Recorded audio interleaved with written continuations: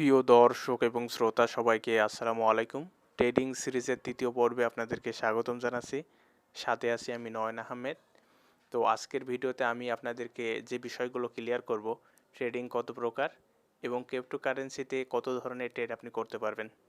তো শুরু করছি আজকের ভিডিও। তার আগে একটি কথা বলবো, যদি আপনি আমার চ্যানেলে নতুন হয়ে থাকেন অবশ্যই সাবস্ক্রাইব করবেন, আর যদি অলরেডি সাবস্ক্রাইব করে থাকেন অসংখ্য ধন্যবাদ। তো শুরু করছি। ট্রেডিং কত প্রকার।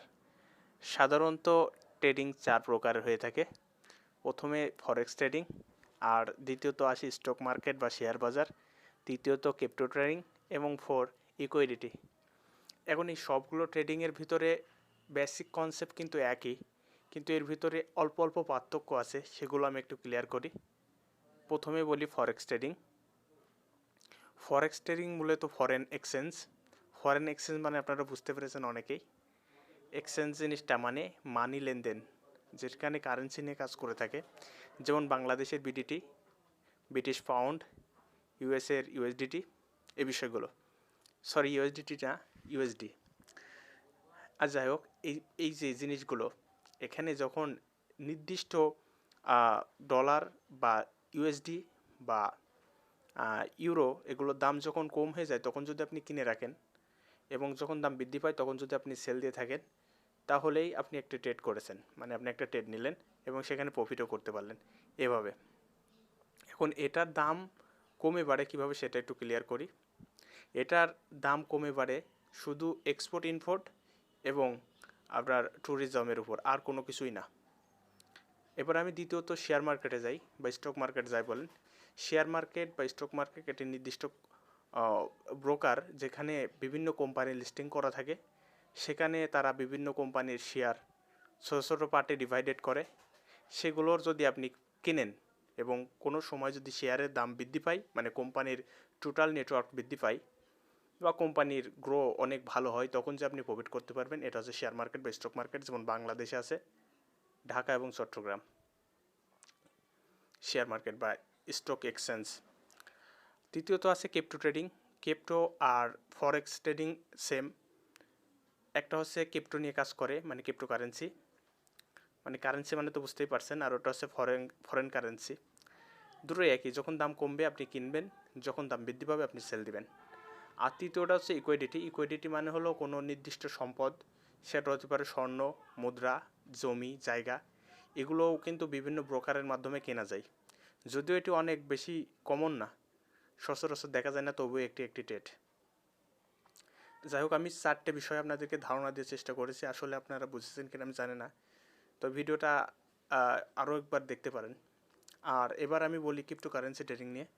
ক্রিপ্টো কারেন্সিতে ট্রেড সাধারণত অনেক ধরনেরই থাকে, বাকি তিনটাও আছে, কিন্তু ক্রিপ্টো কারেন্সিতে অনেক বেশি ধরনের আছে।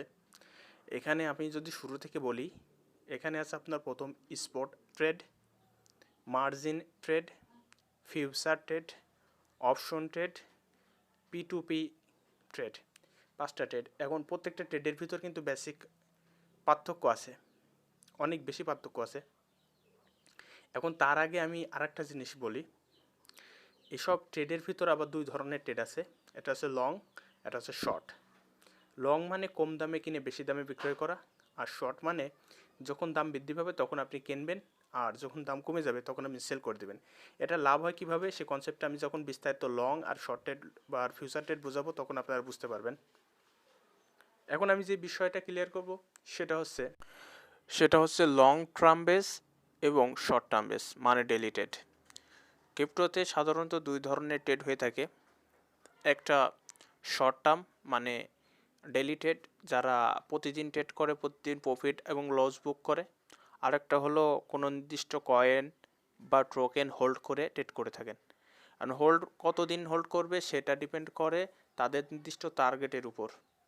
যদি আমি কোনো কয়েন কিনি, এখন $1 মান আছে, $3 আমি সেল করব, এখন যতদিন পর্যন্ত না $3 পৌঁছাই ততদিন কিন্তু আমি হোল্ড করে রাখবো, এটাকে বলে লং টার্ম।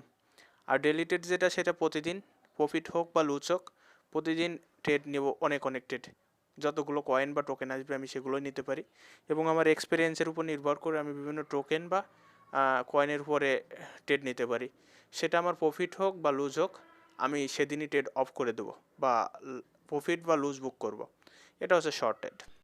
তো আজকের ভিডিও এখানেই শেষ করছি। তবে ভিডিও শেষ করার আগে একটি কথা বলতে চাই, যদি আপনার মনে কোনো প্রশ্ন থাকে অবশ্যই কমেন্টে জানাবেন, আর ভালো লাগলে লাইক করবেন, আর যদি ভালো না লেগে থাকে অবশ্যই ডিসলাইক দেবেন। তো আজকের ভিডিও এখানেই শেষ করছি। আল্লাহ হাফেজ।